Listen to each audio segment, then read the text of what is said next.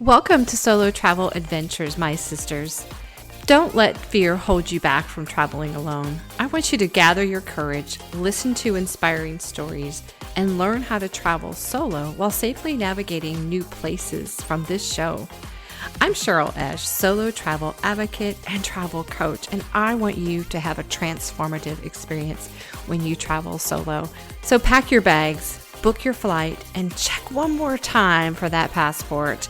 It's time to explore the world.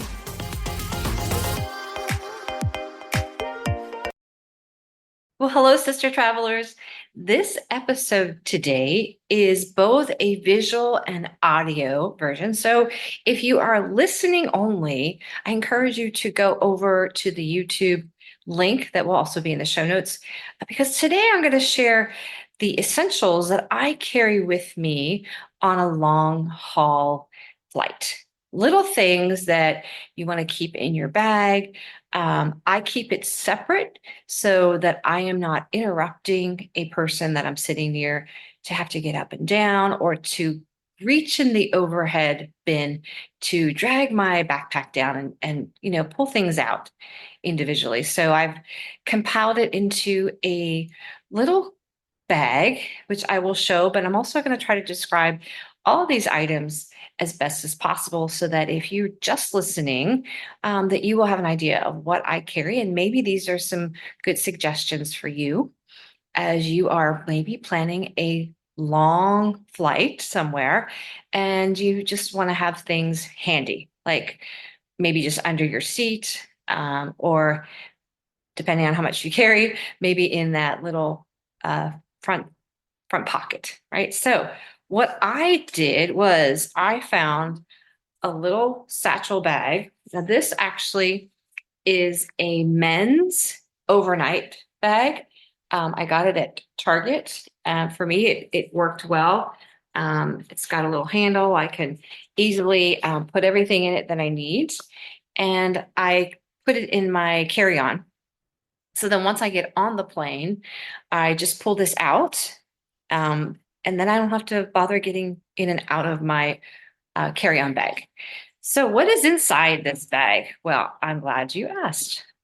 Now, aside from having a water bottle with me and a travel pillow, those are kind of two separate items and they would not fit in here. But some items that I definitely keep in my little case is, of course, a little eye mask, right? So that when I sleep, it's blocking out all the ambient light, okay? Speaking of sleeping, then there's some people like earplugs. So I have some earplugs. I have two different kind, depending on how my ears are feeling. These can adjust sizes, and it's a nice tiny little carry case. Or you can just buy some of these cheap foam ones that you can get, and those are nice because then you can maybe toss them out when you're done. Okay, so that's for maybe sleeping. I also take my compression socks, of course.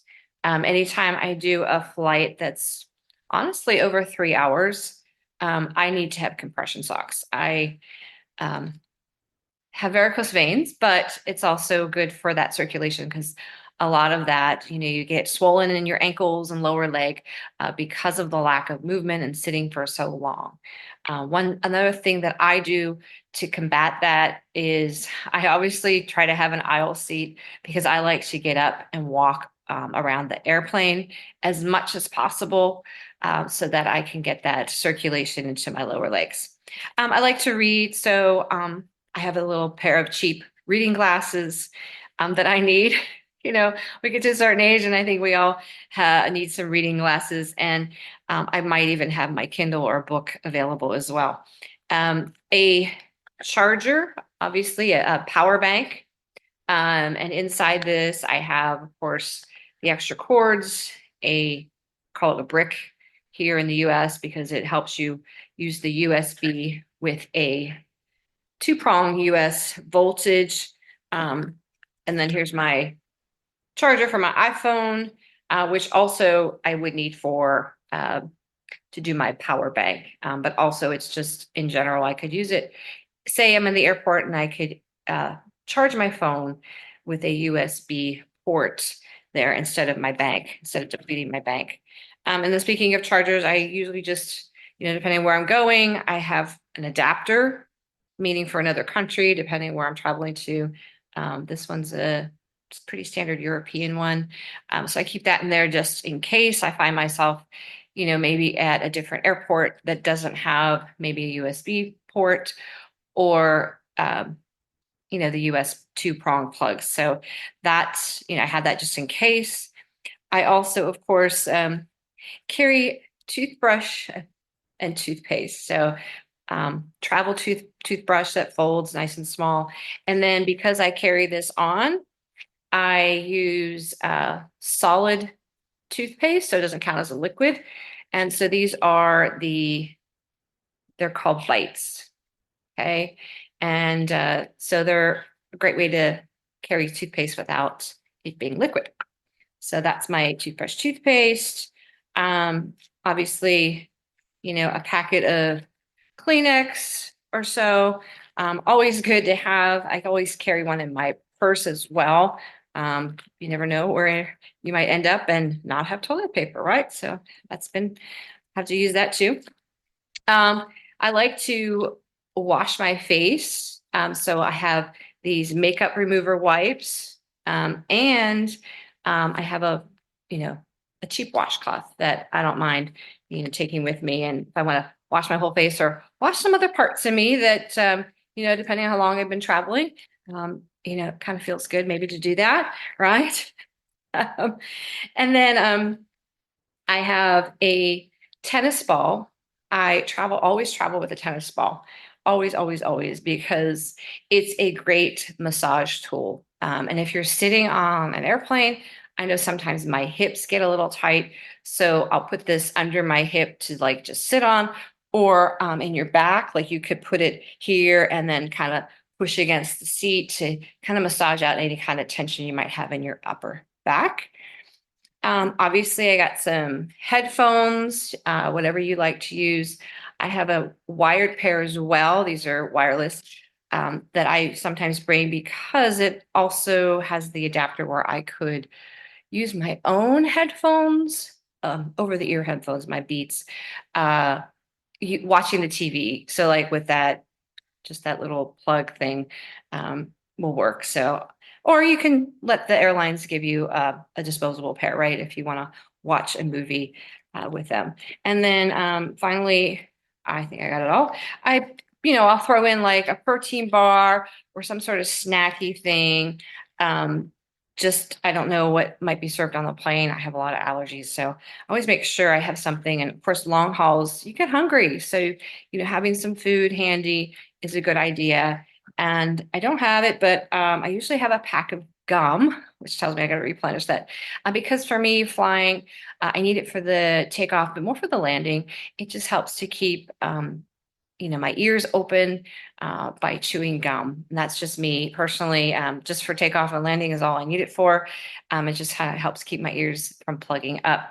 So that is what I keep in this tiny little sort of called an overnight bag, right? It is a men's, but you can find whatever works for you. And just keep it handy.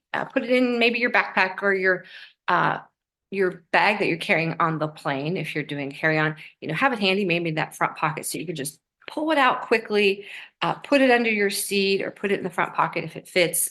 And that way, everything that you need during your flight is handy, and you're not feeling like you have to dig through your backpack or your carry-on bag to find these things. So if you're keeping them all handy together, whenever you need those items, you can just grab it. So I hope this gives you some ideas, and maybe for your next long haul flight, you'll put together your own little bag that you will use on your next long trip.